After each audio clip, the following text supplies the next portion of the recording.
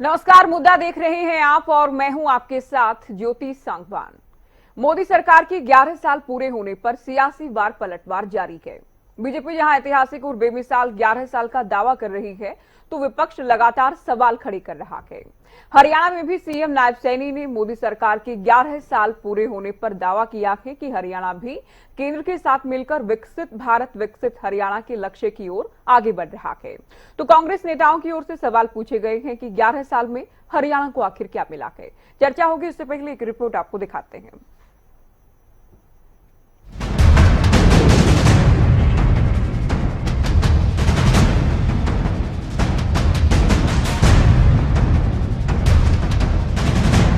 देश भर में बीजेपी मोदी सरकार के 11 साल का जश्न मना रही है। इसी कड़ी में हरियाणा के सीएम नायब सैनी ने भी एक प्रेस कॉन्फ्रेंस की, जिसमें उन्होंने मोदी सरकार की ऐतिहासिक उपलब्धियां गिनवाई और मोदी सरकार के 11 साल के बारे में कहा कि सेवा, सुशासन और गरीब कल्याण के 11 साल विकास, विश्वास और परिवर्तन की गाथा बयां करने वाले रहे हैं। इन वर्षों में भारत ने आत्मनिर्भरता, सुरक्षा और समृद्धि की नई मिसाल तो कायम की ही है, साथ ही वैश्विक मंच पर भी नई ऊंचाइयां हासिल की हैं। पिछले 11 सालों में अर्थव्यवस्था के लिहाज से भारत विश्व में चौथे स्थान पर पहुंच गया है। ये पीएम मोदी के मजबूत नेतृत्व का ही नतीजा है। साथ ही उन्होंने दावा किया कि हरियाणा भी केंद्र सरकार के साथ मिलकर विकसित भारत विकसित हरियाणा के लक्ष्य की ओर निरंतर आगे बढ़ रहा है।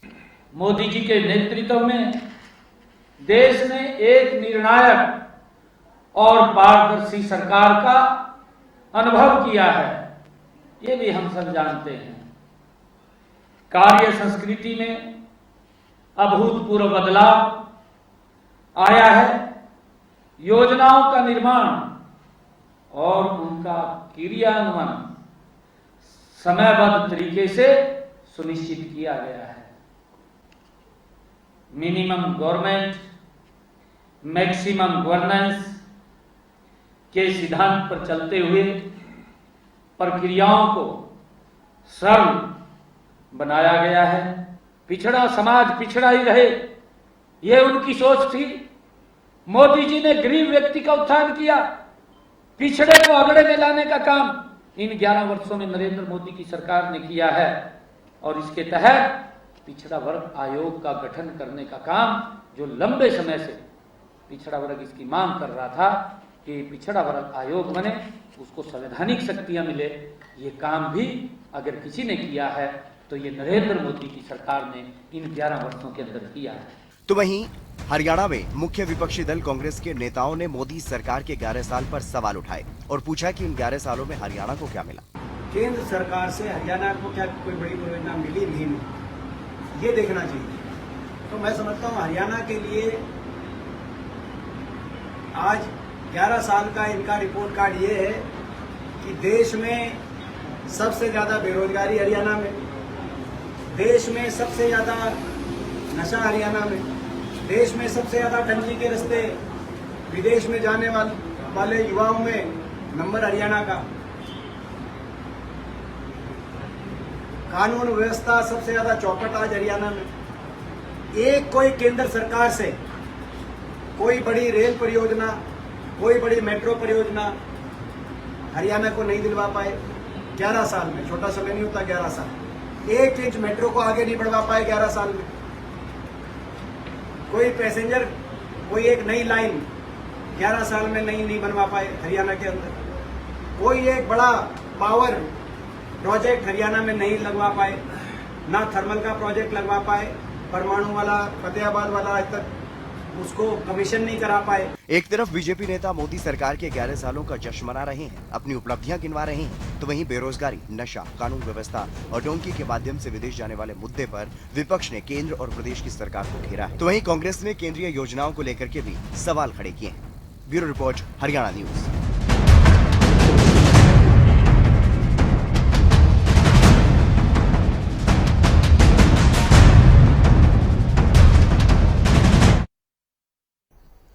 चलिए चर्चा करते हैं मोदी सरकार की 11 साल को लेकर। देश और प्रदेश में सियासत शिखर पर है। देश भर में जहां विपक्ष लगातार सरकार को घेर रहा है, तो हरियाणा में भी हरियाणा कांग्रेस के नेता, दूसरे दलों के नेता लगातार सरकार पर हमलावर हैं। तो सरकार लगातार अपनी उपलब्धियां जनता के सामने पेश कर रही है। चर्चा की शुरुआत करते हैं कुछ खास मेहमानों के साथ। प्रियदर्शनी सिंह हमारे साथ जुड़ गई हैं, प्रवक्ता बीजेपी। दिनेश अग्रवाल हमारे साथ जुड़ गए हैं, प्रवक्ता कांग्रेस। ओंकार सिंह प्रवक्ता इनेलो डिबेट में जुड़ गए हैं। वरिष्ठ पत्रकार राजेंद्र जादौन जी भी चर्चा में जुड़ गए हैं। आप सभी का बहुत स्वागत है। शुरुआत बीजेपी से ही होगी।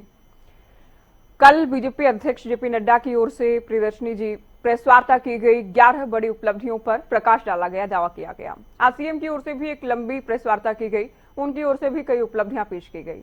लेकिन विपक्ष आप लोगों के तमाम दावों को, तमाम उपलब्धियों को सिरे से खारिज कर रहा है कि 11 साल में कोई काम न देश में हुआ है और न ही हरियाणा में हुआ है।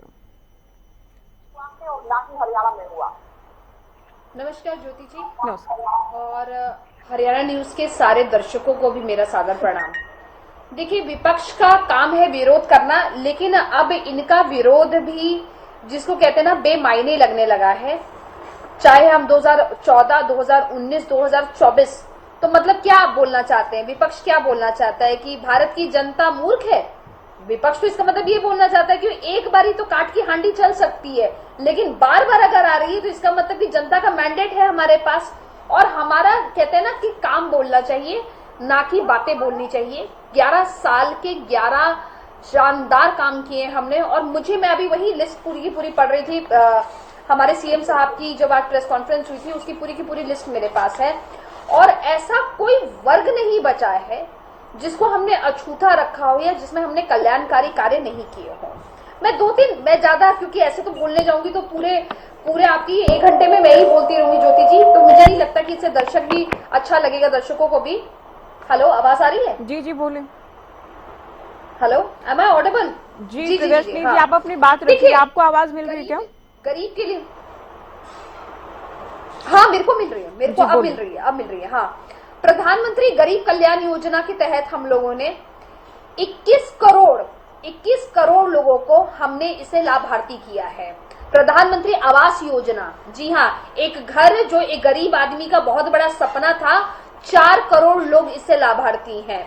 किसानों की बात करें ज्योति जी, तो 2013, 2014 से 2025, 2026 तक हम लोगों ने एमएसपी, जिसका एमएसपी खरीद मात्र 7,350 थी, वो 1500% से अधिक वृद्धि हुई है धान और गेहूं की एमएसपी पे।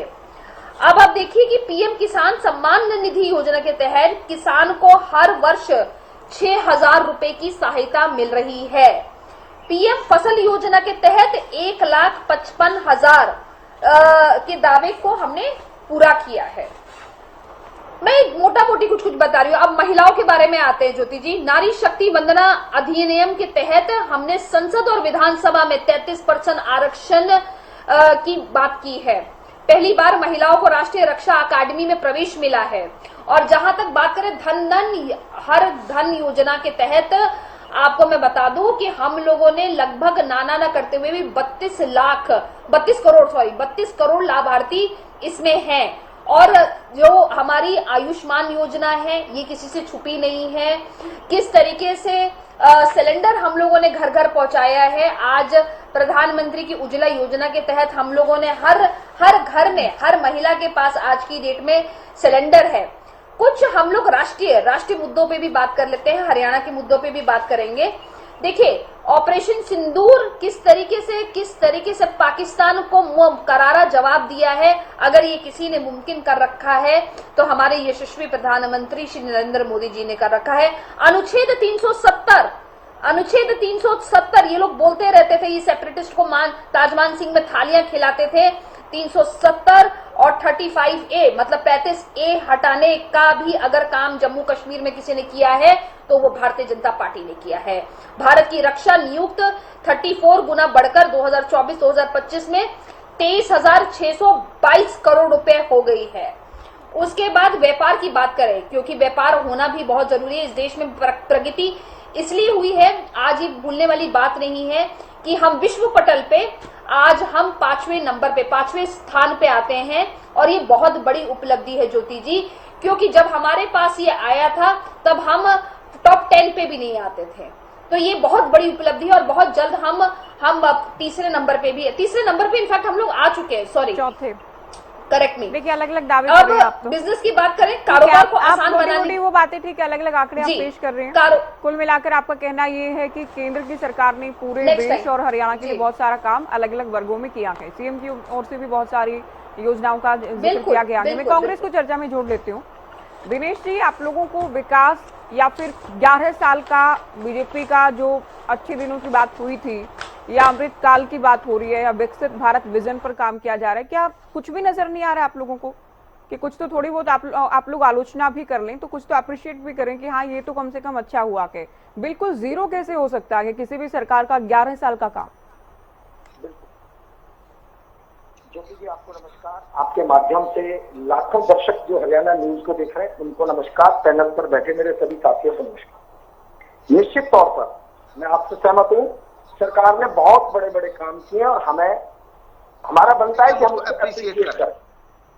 देखिए, सरकार के वायदों की अगर हम बात करते हैं तो मेरे खाते में खुद के में 15 लाख रुपए आए हैं। अब ज्योति जी, आपके खाते में आए होंगे, अगर आप झूठ बोलती हैं, मना करती हैं तो मैं कुछ नहीं कह सकता। अच्छा, पूरे देश में हर आदमी के खाते में 15 लाख आए। 2 करोड़ के हिसाब से 22 करोड़ नौकरियां इस देश को मिल चुकी हैं। 11 साल में प्रति वर्ष 2 करोड़ के हिसाब से 22 करोड़ नौकरियां मिल चुकी हैं। और हरियाणा प्रदेश जनसंख्या के आधार पर देश का 2% का हिस्सा है। 2% का मतलब 44 लाख सरकारी केंद्रीय नौकरियां हरियाणा प्रदेश को मिल चुकी हैं। 44 लाख। और आपको लगता है प्रदेश सरकार तो ये कह रही है कि हमने हरियाणा के अंदर 50 लाख इतनी नौकरियां हरियाणा में हैं या अभी पद इतने सृजित हैं? हालांकि आप कटाक्ष कर रहे हैं, मुझे जानकारी है। मैं कटाक्ष नहीं कर रहा। आप वो बातें, आप उन तमाम बातों का जिक्र कर रहे हैं जो 2014 से पहले आपको लगता है कि बीजेपी ने वादे किए थे लेकिन उन पर काम नहीं किया। नहीं, मैं मेरी सुन, अब आप मेरी 2 बात सुन के अगर इंटरप्ट करेंगे तो ज्योति जी कैसे बात करेंगे? अब देखो, 100 स्मार्ट सिटी कहे थे, कम से कम 200 स्मार्ट सिटी तो हरियाणा में बन ली है। देश में तो लाखों बन चुके। 2022 तक हर सिर को छत मिलनी थी। मेरे घर में 8 आदमी है, 12 मकान मेरे को मिल चुके हैं। मुझे मकान वापस करने पड़ रहे हैं सरकार को। हर घर में नल होगा और नल में जल होगा। मेरे ख्याल से पाकिस्तान तक को पानी दे दिया जो पहले नहीं मिलता था। बांग्लादेश और ईरान, इराक को भी पानी पहुंचा दिया। देश में तो पानी की नदियां बह रही हैं। और 2022 तक किसान की आय दुगनी करनी थी लेकिन 10 गुनी कर दी। वो अलग बात है कि किसानों के सिरों में लठ मार मार के उनके सिर जरूर फोड़े, पर किसान की आय 10 गुनी कर दी। धारा 370 हटाने की बात करते हैं, लेकिन मैं दावा करता हूं कि इस चैनल पर खबर खत्म होने से पहले, ये डिबेट खत्म होने से पहले, या तो भाजपा की प्रवक्ता वो दिखा दें देश का संविधान की इसमें धारा 370 आज के दिन नहीं है। अगर उसमें धारा 370 नहीं है तो मैं चैनल के ऊपर इनकी सारी उपलब्धियां मान लूंगा। अगर उसमें धारा 370 है तो ये माफी मांग कर जाएं कि धारा 370 आज भी पार्ट है हिंदुस्तान के संविधान में। उसके बाद कहते हैं कि हमने नोटबंदी करी, हमने आतंकवाद की कमर तोड़ दी। बिल्कुल टूट गई आतंकवाद की कमर। वो जो 28 आदमी पहलगांव में मरे थे वो पाकिस्तान ने या आतंकवादियों ने नहीं मारे। मणिपुर के अंदर इतनी भारी शांति है कि उसको पूरे वर्ल्ड में नोबेल पुरस्कार मिलने जा रहा है। हरियाणा का हिसार एयरपोर्ट, क्या अचंभे की बात है, हद हो रहा है कि देखो 8वीं बार उसका उद्घाटन और शिलान्यास समारोह हो रहा है। 8वीं बार पूरे देश का इतिहास के अंदर यह दर्ज होगा, सदियों तक याद किया जाएगा कि प्रधानमंत्री के उद्घाटन करने के बाद मुख्यमंत्री जाके फिर दोबारा उद्घाटन कर रहा है। 8वीं बार, हद हो गई।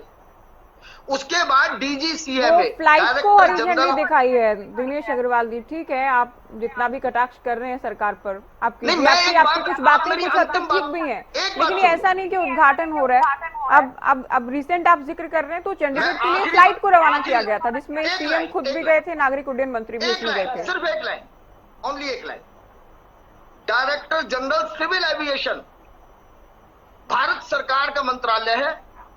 उसकी कल की रिपोर्ट देख लो। जब सरकार ने ये बात कही और एयरपोर्ट अथॉरिटी ने डीजी सीएमओ को ये बताया, तो उन्होंने कहा कि देश के अंदर बहुत एयरपोर्ट है और उन एयरपोर्टों के ऊपर बहुत नई उड़ानें शुरू होती हैं, लेकिन आज तक देश में कभी किसी वीआईपी ने जाकर हरी झंडी नहीं दिखाई और वहां पर टेंट लगाने की, वीआईपी को अंदर जाने की परमिशन नहीं है। बकायदा उसका लाइसेंस रद्द हो सकता है। और मुख्यमंत्री जाके 8वीं बार, प्रधानमंत्री के बाद मुख्यमंत्री उद्घाटन कर रहे हैं। कमाल हो गया, हद हो गई। आज हमें पहली बार पता चला है कि पहले हम कहते थे इस देश को दो लोग चला रहे हैं, लेकिन तीसरा आदमी शेर का पट्टा, मेरे हरियाणा का वो बहादुर नौजवान जाबाज, भाई कमाल कर दिया उसने तो। मोदी और अमित शाह को भी फेल कर दिया। बोला होगा तू मोदी होगा, मैं करूंगा उद्घाटन शिलान्यास इसका। किस तरीके की सरकार चल रही है। पूरे प्रदेश के अंदर खनन माफिया का आतंक है। सरेआम डीएसपी रैंक जैसे अधिकारियों की सरेआम हत्या कर दी जाती है। प्रदेश के अंदर भरे चौराहे से बहन बेटियों को उठाकर 6-6 घंटे तक ट्रक में लेकर इस तरीके के दरिंदे उनके साथ रेप करते हैं। कितना बड़ा उदाहरण पेश हो रहा है हरियाणा में। पहली बार इतिहास में दर्ज होगा कि हरियाणा प्रदेश में सत्ताधारी पार्टी की चुनी हुई महिला आयोग महिलाओं के मामले में रिश्वत लेती पकड़ी गई। ना केवल जेल हुई, कोर्ट में मुकदमा चल रहा है। और बात करते हैं नारी वंदना, नारी शक्ति। 44,000 विद्यार्थियों के फ्री बस पास रद्द करने वाली सरकार वो कहती है कि हम ड्रोन दीदी को 8 लाख का ड्रोन मुफ्त दे देंगे। अरे तुम्हारे से 50 रुपए का स्टूडेंट का फ्री बस कंसेशन का पास तुम्हारे से बर्दाश्त नहीं हुआ, 8 लाख का ड्रोन दे देंगे। क्या मजाक हो रहा है हरियाणा के साथ। इस तरह की घटनाएं कितनी बताऊं मैं। सूखे नशे का खुला व्यापार। पुंडरी के इनके खुद के विधायक रणधीर गोयल ने विधानसभा में खड़े होकर कहा कि बड़े शर्म की बात है, मेरे पुंडरी में खुलेआम नशा बिक रहा है। यह हालत पूरे हरियाणा की है। किसानों की तो इन्होंने वो मौज करी है कि किसान मंडी में जाता है तो कोई फसल लेने वाला नहीं, लेता है तो 50 किलो के दाम में 52 किलो भर लिया जाता है कट्टे के अंदर, 2 किलो लूट लिया जाता है उसका अनाज। और बाद में क्या करते हैं, उसकी कार्रवाई के नाम पर 4-5 लाइसेंसों को रद्द कर देते हैं। बस हो गया। एक भोले भाले किसान का तुमने हर 50 किलो पे 2 किलो अनाज लूट लिया, पैसे नहीं दिए उसको। चलिए, आपको लग रहा है कि हाल बेहाल है पूरे देश में भी और हरियाणा में भी, कहीं कोई काम नहीं हुआ। जो बीजेपी कह रही है उसके ठीक उलट आपको नजर आ रहा है। मैं इनेलो को चर्चा में जोड़ रही हूँ। ओंकार जी रुकिए, अभी आप रुकिए, बहुत विस्तार से बहुत कुछ कह चुके हैं, अभी आप सुनिए। ओंकार जी, बीजेपी के मुताबिक ये अमृत काल है, विकसित भारत की ओर बढ़ रहे हैं। कांग्रेस के मुताबिक, आप कांग्रेस प्रवक्ता को सुन ही रहे थे, कभी आपातकाल बताया जा रहा है घोषित, कहीं हाहाकार मचा के। इनके अनुसार इनेलो अपने चश्मे से क्या देख रही है, कैसा काम हुआ है 11 साल में? दावों में दम है कुछ सरकार के?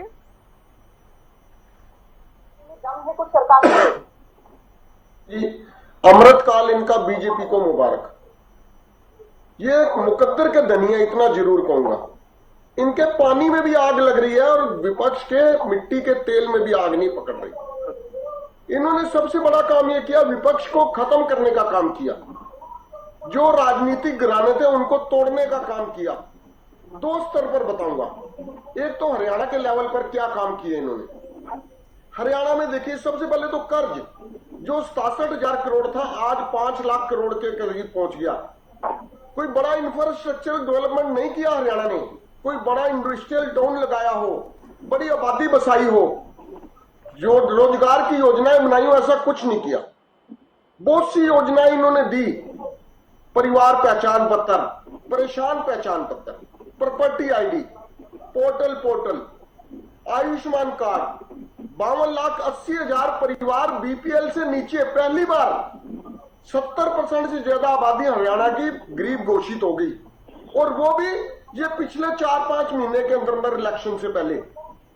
इसके अलावा इन्होंने जो जो काम किए, एक नई व्यवस्था ले आए HKRN, युवाओं को शोषण करने की। आज तक उसका यही नहीं पता HKRN में भर्ती की प्रक्रिया क्या है, पोर्टल कब खुलता है, कब बंद हो जाता है, क्या व्यवस्था है उसमें आरक्षण प्रणाली लागू है या नहीं लागू, कुछ नहीं मालूम उसका। महंगाई, बेरोजगारी, भ्रष्टाचार, अपराध, नशा, इनमें तो नंबर 1 बना दिया हरियाणा को। और इन सबसे ऊपर उठकर जितने भी पेपर लिए सरकार ने, जितने भी, कोई एक आधा ठीक हो गया तो हो गया, बाकी सारे पेपर लीक। रजिस्ट्री घोटाला, अन्न घोटाला, दारू घोटाला, शराब घोटाला, कितने घोटाले हुए। उस समय गृह मंत्री अनिल विज थे, बोलते थे 3 महीने में रिपोर्ट देंगे, आज हो रहे हैं 3 महीने, किसी घोटाले की रिपोर्ट नहीं आई आज तक। हाँ, पर्ची खर्ची बंद का दावा करते हैं, पर्ची खर्ची बंद, अटैची का कर लो प्रबंध। आज प्रदेश का बुरा हाल है। आज इनेलो ने पानीपत में धरना दिया था, उपायुक्त को राज्यपाल के नाम ज्ञापन दिया कि एक किसान की कैसे बिल्डर ने कैसे हत्या कर दी, जिंदा जला दिया। आज प्रदेश की कानून व्यवस्था बिल्कुल खत्म हो चुकी है। मुख्यमंत्री के गृह जिले में, नारायणगढ़ अंबाला जिले में आता है, अंबाला में हर रोज अपराध हो रहे हैं, हर रोज। कितनी बार तो नारायणगढ़ में ही गोलियां चल चुकी है, हत्या भी हो चुकी है, एक कैंडिडेट की हत्या हो चुकी है। अब ज्यादा समय न लेता हूं, मैं भारत के लेवल पर इनके 11 वर्ष की भी मुबारकबाद इनको दे दूं। ऐसे ऐसे काम कर दिए इन्होंने जो आज तक नहीं देखे थे। एकमात्र हमारी पीढ़ी ऐसी है जिसने 2014 से लेकर 25 तक पहले तो नोटबंदी देख ली, जिंदगी में नहीं देखी थी हमने नोटबंदी देख ली। अपने पैसे लेने के लिए कैसे लाइन में लगे और कैसे 200 से ऊपर लोग मर गए इसलिए कि मेरे पास रोटी नहीं है, मैं बैंक से पैसे लेने जा रहा हूं। कोरोना आ गया, हजारों लोग पैदल दौड़ा दिए इन्होंने, 2 दिन 3 दिन वेट करके लॉकडाउन नहीं लगाया, हजारों लोग पैदल दौड़ा दिए, हजारों लोग मर गए, कोई पूछने वाला नहीं। और किया क्या? ताली बजवा दी, थाली बजवा दी, और तो और लाइट बंद करके मोमबत्ती जलवा दी। इनको भी छोड़िए, पुलवामा हुआ 2019 में, सरकार रिपीट मार गई। आज तक पुलवामा का कोई भी काम कैसे हुआ, किसने किया, कौन दोषी, कौन अंदर, कौन बाहर, पता लगा? एक डीएसपी देविंदर सिंह पकड़ा गया था, उसकी भी कोई खबर नहीं। देखिए, देश जानना चाहता हो क्या रहा है। अब पहलगाम हुआ, पहलगाम में इन्होंने सिंदूर ऑपरेशन के अपने आप की पीठ खुद थपथपाते हैं। पहली बार हिस्ट्री में, पहली बार सीज फायर हुआ और अमेरिका के राष्ट्रपति ने घोषणा करी। ये अपने सिंदूर ऑपरेशन का सारा श्रेय लेना चाहते हैं, और श्रेय ले गया एक नया बाप पैदा हुआ, ट्रंप, वो ले गया श्रेय। कहता मैंने समझौता कराया हिंदुस्तान और पाकिस्तान का, इन दोनों को आंख दिखा के, व्यापार की आंख दिखा के। हम भी चाहते हैं, पाकिस्तान बार बार हमारे को तंग करता है, एक ही बार उसका हिसाब हो जाना चाहिए। और इस बार तो जब ऑपरेशन सिंदूर हुआ, प्रत्येक व्यक्ति, प्रत्येक दल सरकार के साथ था। प्रत्येक व्यक्ति ये चाहता था इस बार पाकिस्तान को नाको चने चुबाने चाहिए, पाकिस्तान को बदला लेना चाहिए, पाकिस्तान को दिखाना चाहिए कि हम भारतीय क्या कर सकते हैं। लेकिन पता ही नहीं लगा कब सीज फायर हो गया। और सबसे बड़ी बात, इन्होंने जितनी घोषणाएं की, हाँ, 2014 से 25 तक एक उपलब्धि है हमारी, जुमले और जमेले जितने हमारे को दिए वो कभी देखने में नहीं मिले। 2022 तक प्रत्येक व्यक्ति को घर देने की योजना थी, 2022 तक किसान की आय दुगना करने की योजना थी, कितनी योजनाएं। अभी मैं अपनी बहन की बात सुन रहा था, ये मेरी बहन कह रही थी कि 4 करोड़ लोगों को पीएमएवाई का लाभ मिला। देखिए ज्योति जी, मैं आंकड़ों की बात करता हूं। अब 4 करोड़ लोगों को अगर इन्होंने पीएमएवाई के तहत मकान दिया तो एक मकान की कम से कम कीमत 5 लाख रुपए होती है। तो क्या 20 लाख करोड़ रुपए के मकान दे दिए इन्होंने? ये जब भी आते हैं एक नया आंकड़ा ले आते हैं साथ में, और उस आंकड़े के ऊपर जनता जो है ना वो देखती है कर क्या रहे हैं। 52,80,000 परिवार बीपीएल के नीचे चले गए, और मोदी जी कहते हैं 82.5 करोड़ को, 135 करोड़ में से 82.5 करोड़ को 5 किलो अनाज दे रहे हैं। अब हालात देख लीजिए आज देश के क्या है। ये तो मैं पहले कह चुका हूं, मुकद्दर के धनी है, इनके पानी में भी आग लग रही है, विपक्ष के तेल में भी आग नहीं पकड़ रही। नहीं, इसको केवल जनादेश है ओंकार जी, केवल मुकद्दर पर छोड़ देंगे तो कैसे काम चलेगा? जनता मैंडेट दे रही है इनको, ये कोई ऐसा नहीं कि किस्मत के धनी है। ज्योति जी, हम नहीं छोड़ रहे, चुनकर ही तो आ रहे हैं। हम अपना कर्म कर रहे हैं। चुनकर ही आ रहे हैं। हमारे को 3 देशद्रोही बार भी जीत बोला चुके गया, हैं। हमारे को गद्दार भी बोला गया, लेकिन हमने कर्म करना नहीं छोड़ा। ठीक लेकिन है, आज पोजीशन ये है, दिनेश जी को देश कुछ की कहना है। दिनेश जी आप कुछ कहें उससे पहले मैं वरिष्ठ पत्रकार हमारे साथ हैं जादौन जी, उनको भी चर्चा में जोड़ रही हूँ। बीजेपी ये कह रही, बीजेपी अध्यक्ष जेपी नड्डा ये कह रहे हैं कि हमने राजनीति करने का तरीका बदला है, हम रिपोर्ट कार्ड पेश करते हैं, हम जवाबदेही वाली सरकार हैं। दूसरी ओर विपक्ष ये कह रहा है कोई जवाबदेही नहीं है, केवल प्रचार के जो ये पीसी की जा रही, प्रेस वार्ता की जा रही, उपलब्धियां बताई जा रही, इनको भी विपक्ष प्रचार के तौर पर देख रहा है। क्या कहेंगे? नहीं, देखिए ऐसा है कि मोदी सरकार के जो 11 साल हैं, कोई भी सरकार है उसके कामकाज में कहीं ना कहीं भूल चूक, कहीं जो है नेगेटिव पॉइंट मिल भी जाते हैं, नेगेटिव पॉइंट हो भी सकते हैं, लेकिन अगर उसको पॉजिटिव नजरिए से देखा जाए और तुलनात्मक दृष्टि से जिस तरह से भारतीय जनता पार्टी आंकड़े पेश कर रही है, तो लग रहा है कि 2014 के बाद हर क्षेत्र में कामकाज की स्पीड बढ़ी, विकास तेजी से हुआ। पिछले जो है 2014 तक, 2047 से लेकर 2014 तक देश में विकास अलग अलग क्षेत्रों में जितना हुआ था उससे कई गुना ज्यादा हुआ। मसलन एक मेडिकल कॉलेज की बात आती है कि 2014 से पहले 357 मेडिकल कॉलेज थे देश में, और आज 2014 के बाद 870 हो गए। तो आप देखिए कि 2047 से लेके और 2014 तक 350 357 मेडिकल कॉलेज खुले, लेकिन 2014 के बाद ये जो 11 साल बनते हैं उसमें जो है 870 हो गए। तो देख लीजिए कितना बढ़िया था हुआ, करीब 500 जो है मेडिकल कॉलेज जुड़ गए। तो वो तो जो है उतना लंबा जो कार्यकाल था उसके मुकाबले में अगर देखा जाए तो काफी स्पीड से कम हुआ। काफी और क्षेत्रों में हुआ, कई नई योजनाएं भी सरकार लेके आई जो पिछड़े वर्ग के लिए, दलित वर्ग के लिए जो लेके आई है। जनधन खाते योजना लेके आई, प्रधानमंत्री बीमा सुरक्षा योजना लेके आई, बेरोजगारों के लिए मुद्रा लोन योजना लेके आई, और इस तरह की मसलन कई जो है उदाहरण ऐसे हैं जिसमें कम से कम 50-55 करोड़ लोगों को लाभान्वित करने का जो आंकड़ा आया है सामने। अब अगर विपक्ष ठीक से अगर दावा करेंगे, चुनावी वादे तो 100% कोई भी पूरा करने को तैयार नहीं, और भारतीय लोकतंत्र में लोकतंत्र की ये थोड़ी नकारात्मकता भी है कि उसमें बड़ा चढ़ाकर वादे कर लिए जाते हैं फिर पूरे नहीं किए जाते। हर साल 2 करोड़ रोजगार देने का वादा था, या जो है 15-15 लाख रुपए खातों में लाने का था। तो ये सब जो है जिस तरह से आगे, वो ठीक है कि वो तो पार्टी ने भी स्वीकार कर लिया कि ये तो सिर्फ जुमला था। तो जुमला जब स्वीकारी हो गया तब उसकी क्या चर्चा करनी। पर आप देखिए कि तुलनात्मक रूप से विकास के जो आंकड़े आ रहे हैं अलग अलग क्षेत्रों में, मुद्रा लोन भी जिस तरह से 50-55 करोड़ लाभार्थियों को दिए गए, और बीमा, प्रधानमंत्री बीमा सुरक्षा योजना भी आई, और ये आई, तो इसमें क्या कमियां रही हैं बजाय उसके इन मुद्दों को उठाने के कि आप जिनको भारतीय जनता पार्टी ने खुद ही स्वीकार कर लिया कि ये 15-15 लाख रुपए लाने का जो खाते में डलवाने का वादा था, ये तो एक जुमला था। तो जुमला जब उन्होंने इसमें कर लिया तो इसमें रहना क्या रह क्या गया।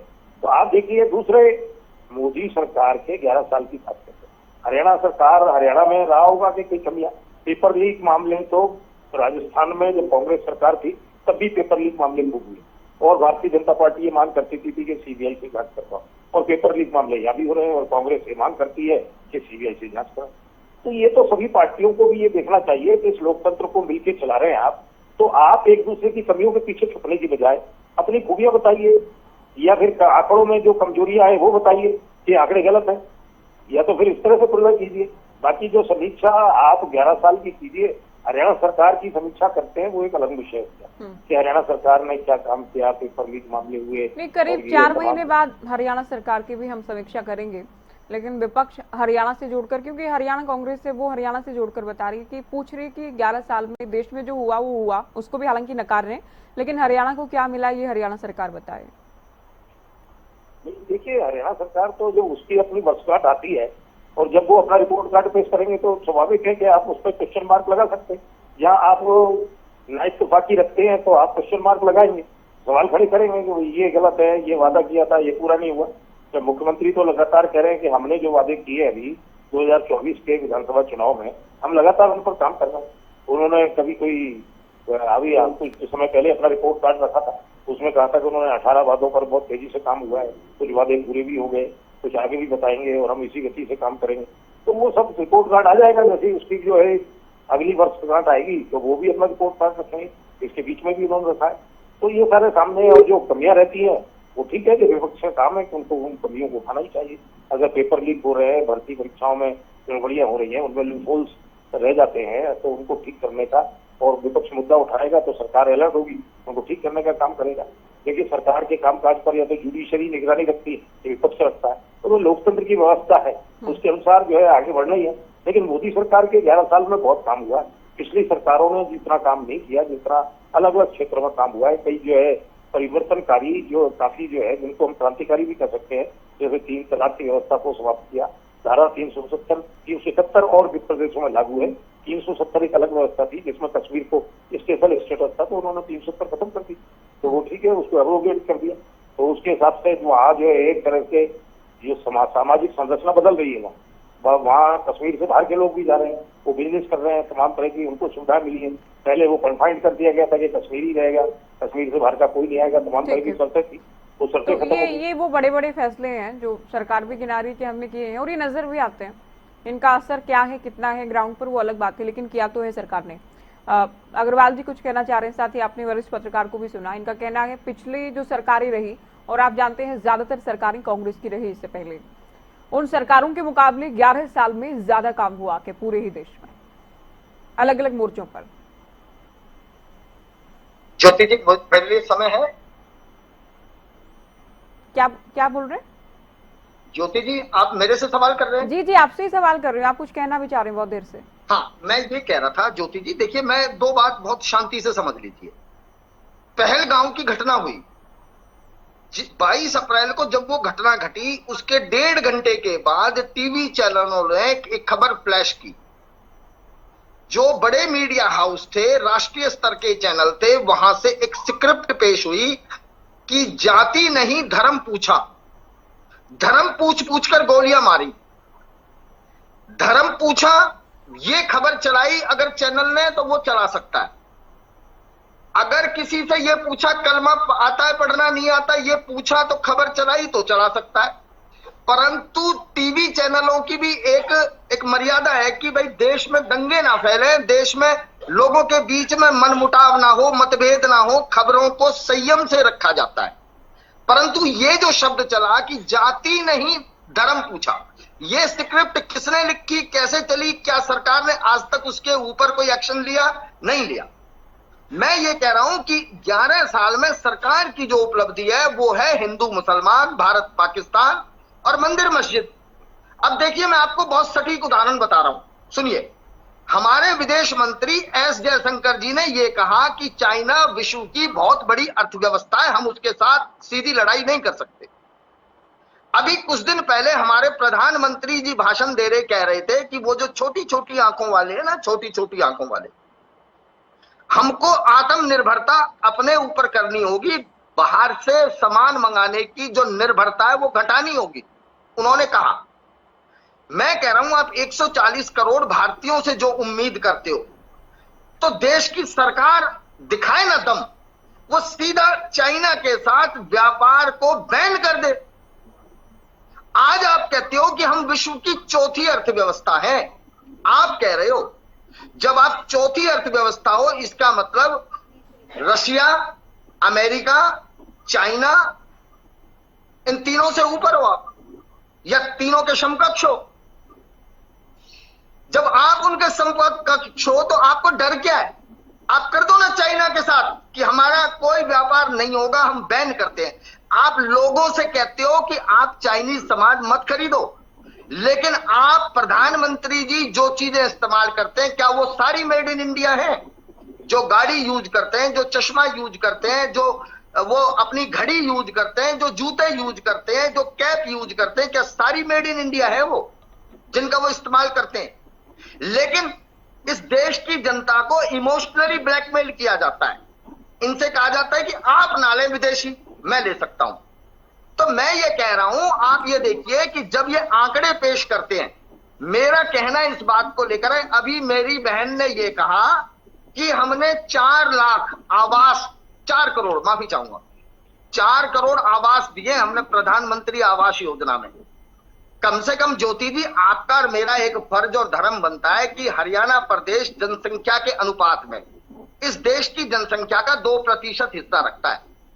तो 2% के हिसाब से हमारे हरियाणा प्रदेश की 8 लाख आवास बनते हैं 4 करोड़ में। या तो हरियाणा सरकार उन 8 लाख लाभार्थियों की एक लिस्ट जारी कर दे कि हरियाणा प्रदेश में इन 8 लाख लोगों को हमने आवास दिया है, 8 लाख आवास। तो इसका मतलब हम मानेंगे कि आपने वो मध्य प्रदेश में भी दिए, उत्तर प्रदेश में भी दिए, गुजरात में भी दिए, पंजाब में भी दिए, महाराष्ट्र में भी दिए।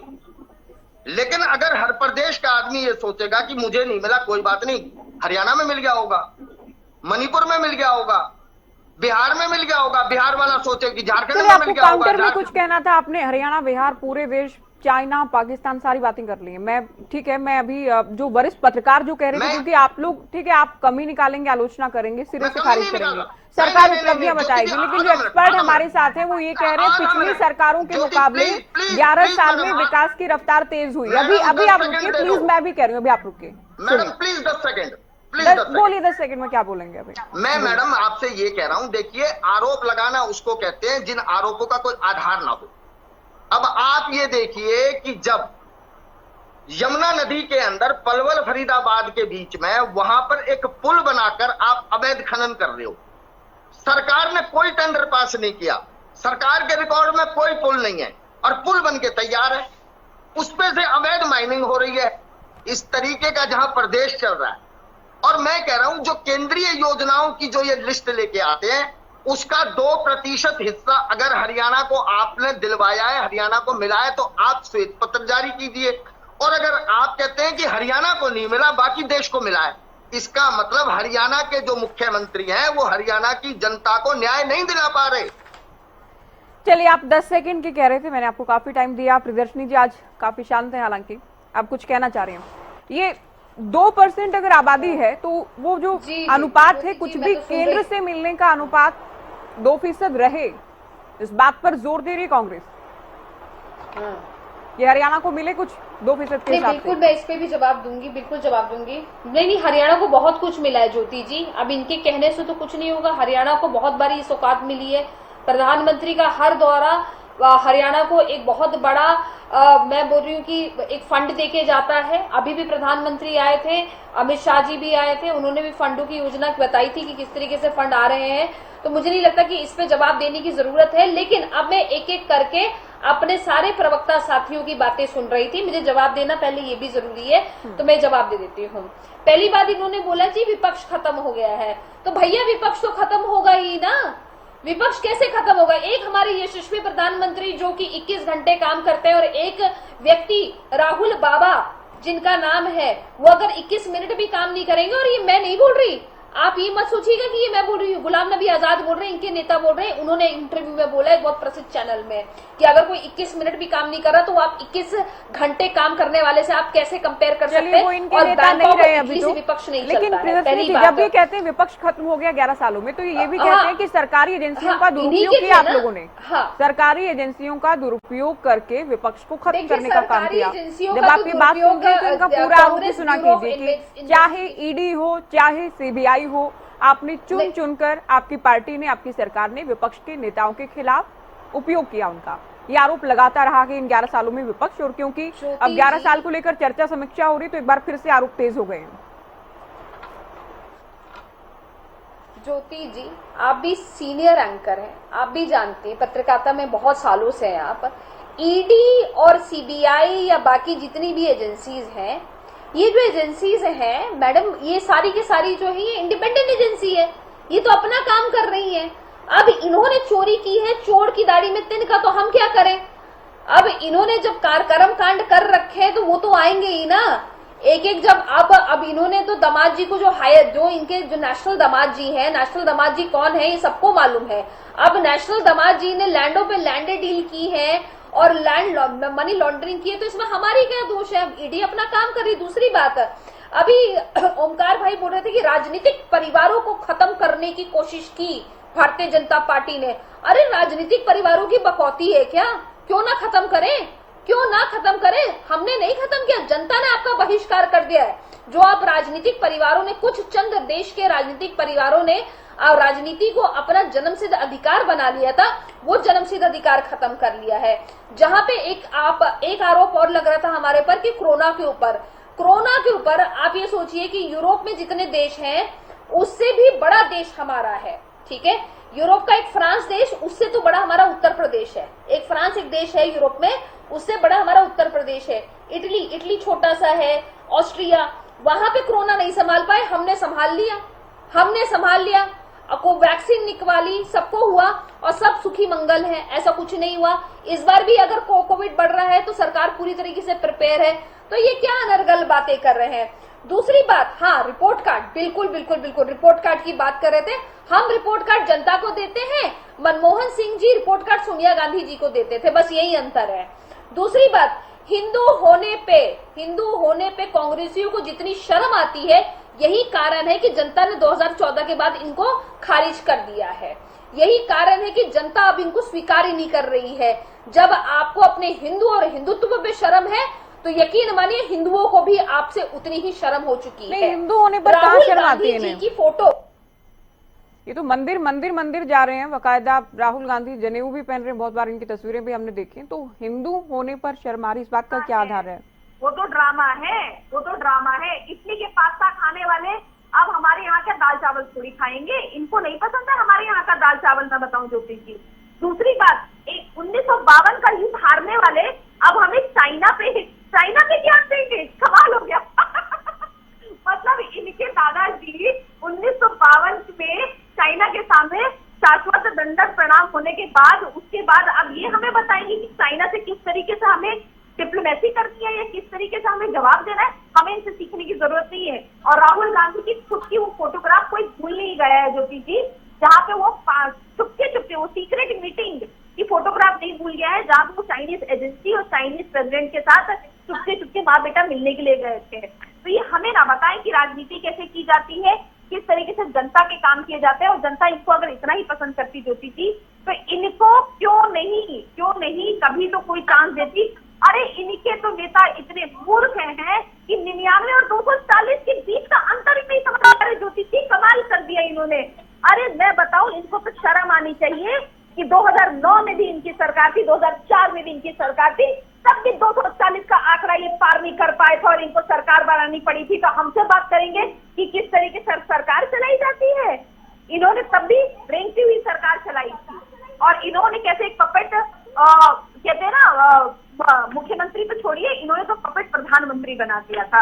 अब हरियाणा की बात करते हैं।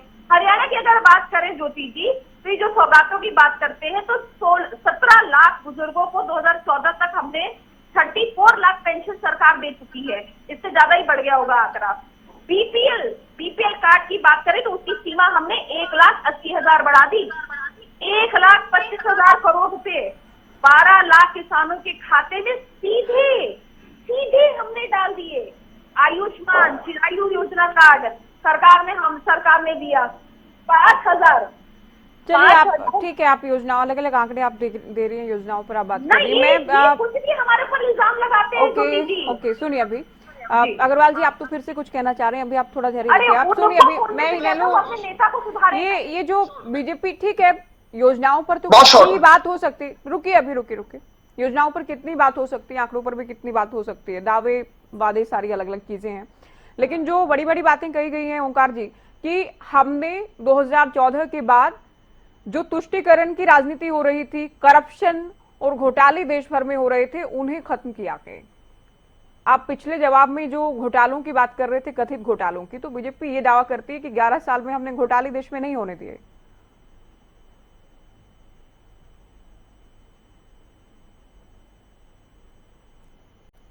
ओंकार जी आपकी आवाज नहीं मिल रही है मुझे। एक करप्शन का बता दीजिए जो हमारे जो घोटाले सामने आए उनकी रिपोर्ट आज तक उजागर हुई। जितने घोटाले दिखाए, क्या उनमें से किसी की रिपोर्ट आई? रजिस्ट्री घोटाला, शराब घोटाला सबके सामने है, कोई रिपोर्ट आई? चलिए आज हरियाणा की बात है, मैं हरियाणा की बात करूंगा। मैं पूछना चाहता हूं, दूध के दूल्हे हैं, इन्होंने पर्ची खर्ची बंद कर दी। पिछले 11 साल में कितने लोग सरकारी पदों से रिटायर हुए, पक्की नौकरियों से कितने लोग रिटायर हुए, उनकी एक व्हाइट पेपर जारी कर दीजिए। क्या वो पद खाली रहेंगे? विधानसभा चुनाव 2024 से पहले 2,09,600 पद खाली थे, सरकार की आंकड़े थे ये, जिसमें से 25,000 मुख्यमंत्री ने बोला कि मैं सरकार संभालते ही 8 अक्टूबर को दूंगा। उसमें से भी 18,500 दिए। क्या बाकी की नौकरियां सरकार नहीं देगी? ये HKRN किस बीमारी का नाम है? क्या है हरियाणा कौशल रोजगार निगम? कौन सी बीमारी है ये? क्यों नहीं इसको खत्म करते? पक्की नौकरियां क्यों नहीं भर्ती की जा रही? और मैं कहता हूं इन्होंने बहुत विकास किया। आप ये तो बता दो, 67,000 करोड़ से 5 लाख करोड़ कर्ज हो गया, कौन सा उद्योग लगाया? कौन सा नया इंडस्ट्रियल एरिया स्थापित किया? ये कहते हैं पर कैपिटा इनकम 2,37,000 हो गई। मैं कहता हूं गुड़गांव की इनकम बाहर निकाल दो, चंद व्यापारियों की इनकम बाहर निकाल दो, पता लग जाएगा कि भारतीयों की इनकम कितनी है। अगर हम इतने ही अमीर हैं तो 70% आबादी BPL में कैसे आ गई? दोनों विरोधाभासी बातें कैसे हैं? एक तरफ कहते हैं कि इनकम बढ़ गई पर कैपिटा इनकम, दूसरी तरफ कहते हैं BPL परिवार बढ़ गए। ये कहां गड़बड़ है? बहुत सी बातें हैं ज्योति जी। BPL से तो ऊपर लेकर आए हैं हम, करोड़ों का आंकड़ा है, 26 करोड़ से ज्यादा लोग हैं जिनको गरीबी रेखा से ऊपर लेकर आए हैं, कल JP नड्डा की ओर से बताया गया। लेकिन ज्योति जी 70% आबादी BPL से नीचे कैसे है? चलिए मैं देश के लेवल पर 2-3 बातें पूछना चाहता हूँ। 11 साल हो गए इनको मैं देश के लेवल पे ज्योति जी सिर्फ 2-3 बातें पूछना चाहता हूँ। मोदी जी कहते थे सत्ता में आने से पहले 1 सिर के बदले 10 सिर लेके आएंगे। वो 4 आतंकवादी पहलगांव वाले क्या मार दिए? क्या खत्म कर दिया उनको? नहीं। क्यों? आज देश जानना चाहता है, आज जनता जागरूक हो चुकी है, देश जानना चाहता है कि हम जीत के मुहाने पर थे। प्रत्येक भारतीय चाहता था कि पाकिस्तान को नेस्तनाबूद किया जाए। फिर तीसरे देश ने सीज फायर का ऐलान कैसे कर दिया? हमारी सेना बहुत पराक्रमी है, हमें गर्व है।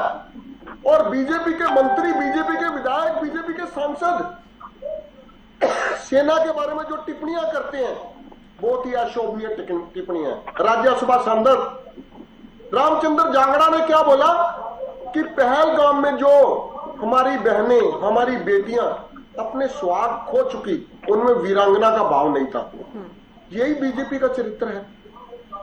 ये मोहनलाल धाकड़ जैसी हैं सड़क छाप, इनको कोई अपनी इज्जत नहीं है, इनका दांव लग गया। लेकिन वक्त आता है, इनका वक्त है।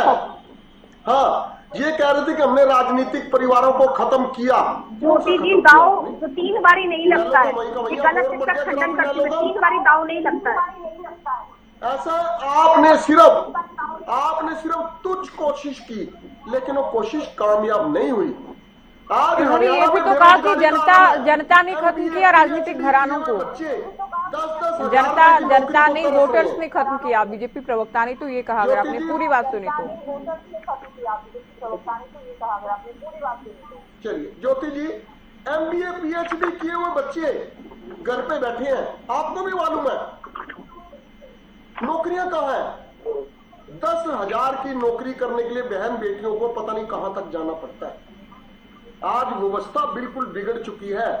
हाँ, इन्होंने धर्म के नाम पर कटुता जरूर पैदा करी है, जो हम नहीं चाहते। हम सब भाई हैं, चाहे किसी भी धर्म के हैं। क्योंकि मेरा ये मानना है, आपका भी यही मानना होगा, कोई भी धर्म बुरा नहीं होता। कुछ धर्म के मानने वाले बुरे हो सकते हैं, लेकिन धर्म कोई भी बुरा नहीं होता। धर्म सब सम्माननीय है और हमें सब धर्मों का आदर करना चाहिए। और शायद इसीलिए हमारे संविधान में सभी धर्मों के लिए समान व्यवस्था की गई है। आर्टिकल ठीक है, कांग्रेस प्रवक्ता अग्रवाल जी कुछ बोलना चाह रहे हैं। आज सीएम की प्रेस वार्ता आपने सुनी होगी अग्रवाल जी, बहुत सारी उपलब्धियों के अलावा जात पात को लेकर भी वो बात कर रहे थे कि पिछली सरकारों में पिछड़े वर्ग के साथ, कुछ जातियों के साथ अन्याय हुआ, हमने उसे खत्म करने का काम किया।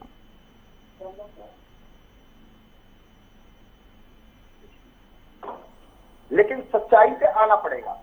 हरियाणा प्रदेश का 1966 से लेकर 2014 तक 48 साल के अंदर 55,000 करोड़ का कर्जा था। 48 साल और इन 11 सालों में 55,000 करोड़ को 450 लाख करोड़ बना बना दिया। 55,000 करोड़ नहीं था, 98,000 करोड़ था बिजली निगमों की देनदारियां मिलाकर। ये बात प्रधान साहब भी एडमिट करते हैं इस बात को। आज वो 4,50,000 करोड़ का कर्जा है, वो 11 साल के अंदर। देश का कुल कर्जा जो 55 लाख करोड़ था वो 230 लाख करोड़ है 11 साल के अंदर। प्रदेश सरकार ने 5 गुना कर दिया, राष्ट्रीय सरकार ने 6 गुना कर दिया। लेकिन मैं ये कह रहा हूं कि अभी आपने एक शब्दावली सुनी, मैं बीच में किसी को इंटरप्ट नहीं करता। एक बात पे बड़ा जोर दिया गया कि इनको शर्म आती है खुद को हिंदू कहने में। मैं आपसे ये पूछना चाहता हूं कि इस देश के अंदर, जो कि लोकतांत्रिक देश है और आपका चैनल देश की मान मर्यादाओं के हिसाब से चलेगा, देश के संविधान के हिसाब से चलेगा, क्या इस देश में रहने वाले को अपने आप को हिंदू कहना जरूरी है? बिल्कुल जरूरी है। तो उसको खुद को हिंदू कहना पड़ेगा? नहीं, देश में रहने वालों को हिंदू कहना बिल्कुल जरूरी नहीं है प्रियदर्शनी जी। नहीं, क्यों जरूरी है? नहीं, कहाँ लिखा है जरूरी है? हिंदू का सम्मान करना जरूरी है। धर्मनिरपेक्ष देश है, आप ये कैसे कह सकते हैं जरूरी है? ये कैसे कह सकते हैं आप? नहीं, इस देश में अगर आप हिंदू का सम्मान नहीं करेंगे, खुद को हिंदू कहना जरूरी, ठीक है, लेकिन आप अलग एंगल दे रहे हैं इसको अग्रवाल जी। ये तो आपके नेताओं के लिए कह रहे हैं कि हिंदू नेताओं को खुद को हिंदू स्वीकार करने में शर्म आ रही है, ये कहा था इन्होंने। सुन लो, हिंदू मेरा शब्द हिंदू को अगर ये बोलेंगे, ये डिबेट खराब मत करो, करेंगे, ये हिंदू नहीं ये टॉलरेट करेगा। सफाई ज्योति जी जो इन्होंने बोल दिया वो दोबारा भी दिखा दूंगा। कोई नॉलेज नहीं है, कुछ अरे पता ध्यान नहीं से है। सुनो। अब ये 1952 का युद्ध कह रहे थे, भारत हारा। बस सब ये ज्योति जी, क्या मैं डिबेट में बोलूं या नहीं बोलूं? बोलिए, आप ही तो बोल रहे हैं अग्रवाल मैं जी। ये कह, सुनिए, इन्होंने कहा प्रधानमंत्री अनेक बार आए, हरियाणा को बड़ी सौगात देके गए। अमित शाह हरियाणा में आए, नारनौल में कहा 253 लाख करोड़ रुपया हरियाणा को देकर जा रहा हूं। कहां है वो 253 लाख करोड़? और प्रधानमंत्री तो जब आए दिल्ली से सोनीपत मेट्रो ट्रेन लेके आए, आज तक नहीं आई। लेकिन मैं ये कह रहा हूं, जो प्रवक्ता बैठकर ये कह रही है कि इनको अपने आप को हिंदू कहने में शर्म आती है। हकीकत है। कौन सी किताब में लिखा है कि मुझे खुद को हिंदू कहना पड़ेगा? यही तो मैं कह रहा हूं कि हिंदू, मुसलमान, भारत, पाकिस्तान, मंदिर, मस्जिद, इसके अलावा देश को 11 साल में क्या मिला है? रास्ते है या नहीं है? मेरा एक प्रश्न है, मैं जानना चाहती कांग्रेस के प्रवक्ता से, हाँ या ना में जवाब दे दें। अरे तुम कौन होती हो मेरे से प्रश्न करने वाली? मैं पूछ रही हूँ, जब तुम मुझसे पूछ सकते हो तो प्रधानमंत्री तुम जाके क्या करती हो उसको? तुम सही 21 घंटे काम करता है। जब तुम मुझसे पूछ सकते हो तो तुमसे मैं भी पूछ 3 घंटे में वो लैट्रिन भी कर लेता है, समझ में आ गया? वो नहा भी लेता है, वो खा भी लेता है। किसी ने कोई सर्टिफिकेट नहीं दे रखा मुझे? 3 घंटे में नहा लेता है, खा लेता है, सो लेता है, हग लेता है। क्या भाषा इस्तेमाल कर रहे हैं अग्रवाल जी? देश की सबसे देखिए, पुरानी पार्टी आपको कांग्रेस भेज रही प्रवक्ता के तौर पर, आप अपनी भाषा अरे सुनिए नहीं, खुद मैं भी। बता रही हूँ, आप क्या बोल रहे हैं? क्या लैंग्वेज है आपकी? क्या स्तर है आपकी भाषा का? ये सबसे इनसे बर्दाश्त नहीं है। किसके लिए करता है? कांग्रेस पार्टी के आप ये दिनेश अग्रवाल की व्यक्तिगत विचार होंगे, लेकिन टीवी पर आप कांग्रेस प्रवक्ता के नाते बैठे हैं, तो कांग्रेस प्रवक्ता की ये भाषा होनी चाहिए। आपकी पार्टी के नेता भी आपको सुन रहे होंगे। ये व्यक्तिगत है। क्या भाषा है आपकी? 3 घंटे में अपनी सारी दिनचर्या पूरी हो जाती है। तो इसमें आपको क्या आपत्ति और आपको क्या गुस्सा आ रहा है? और गुस्सा अगर आ भी रहा है तो किन शब्दों का आप इस्तेमाल कर रही है? डिबेट की भाषा है। 21 घंटे वो देश के लिए करते हैं या बीजेपी के लिए करते हैं? तो आपको किस बात पर गुस्सा आ रहा है इसमें? चलते हैं। और क्या आप बोल रहे हैं? आप खुद भी सुनिएगा डिबेट को, अभी आप क्यों नहीं लगाते? ओंकार जी आप बोलिए, मैं लास्ट कमेंट दे रही हूँ। ओंकार जी आपका लास्ट कमेंट, फिर जादू जी आपके पास चलते हैं। ज्योति जी देखिए, हम ये चाहते हैं कि अगर सरकार कहती है विकास किया तो श्वेत पत्र जारी करे, कितनी नौकरियां दी, कितने रिटायर हुए। रोजगार सृजन में हरियाणा की क्या स्थिति है? और एक बात जरूर कहूंगा, अगर बीजेपी वालों की डिक्शनरी से हिंदू, मुसलमान, भारत, पाकिस्तान, मंदिर, मस्जिद शब्द काट दिए जाएं तो शायद इनके पास बोलने के लिए कुछ नहीं बचेगा। हम सब भारतीय हैं, हम गर्व से कहते हैं हम भारतीय हैं। कहीं भी बात होती है, कौन हो आप? इंडियन। हमको ये नहीं कहते मैं सिख हूं, मैं हिंदू हूं। ठीक है, धर्म अपनी जगह है, सारे धर्म सम्मानीय हैं। जो व्यक्ति किसी भी धर्म का अनादर करता है उसके ऊपर गलत धाराओं, देश विरोधी धाराओं के खिलाफ पर्चा दर्ज होना चाहिए। लेकिन हम सब एक हैं, एक बनकर। अनेकता में एकता ही भारत का मूल है, अनेकता में एकता ही भारत की प्रगति का रास्ता है, और अनेकता में एकता से ही भारत विश्व गुरु बन सकता है। ये बात बीजेपी वालों को सोचनी चाहिए। ये धार्मिक उन्माद, धर्म की बात छोड़कर आप देखिए, चाइना को एक तरफ हम गालियां निकालते हैं, लेकिन एक बात पर तारीफ भी करते हैं कि चाइना अपने बच्चों को, छोटे छोटे बच्चों को ट्रेनिंग देती है, प्रैक्टिकल ट्रेनिंग, साइंस की ट्रेनिंग देती है। और हम अपने बच्चों को क्या कर रहे हैं, कहां भेज रहे हैं उनको? ये व्यवस्था सुधारनी होगी। पार्टियों के बारे में भी कहना चाहूंगा, इनेलो, कांग्रेस, बीजेपी, देश की सेवा के लिए जो पार्टी काम करेगी वही पार्टी असली पार्टी है, बाकी सब बकवास है। आज का अगर माहौल देखा जाए तो बीजेपी कहीं ना कहीं अपने वास्तविक जो मुद्दे थे, जो वाजपेयी और अडवाणी साहब के टाइम में थे, उनसे भटक चुकी है। आज झूठ की राजनीति करते हैं। अगर कोई विपक्ष का व्यक्ति, विपक्ष का प्रवक्ता, विपक्ष का नेता कोई प्रश्न करता है तो उसको 1 मिनट में देशद्रोही कह देते हैं।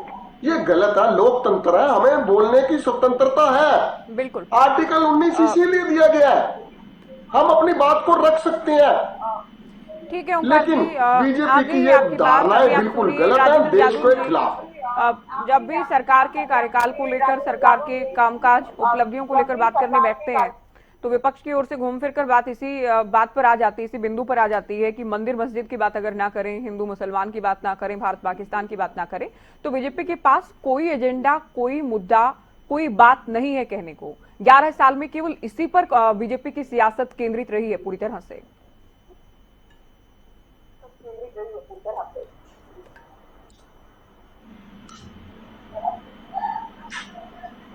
जादव जी हैं क्या फोन लाइन पर? हाँ जी, हाँ जी, जादव जी है क्या फोन लाइन पर?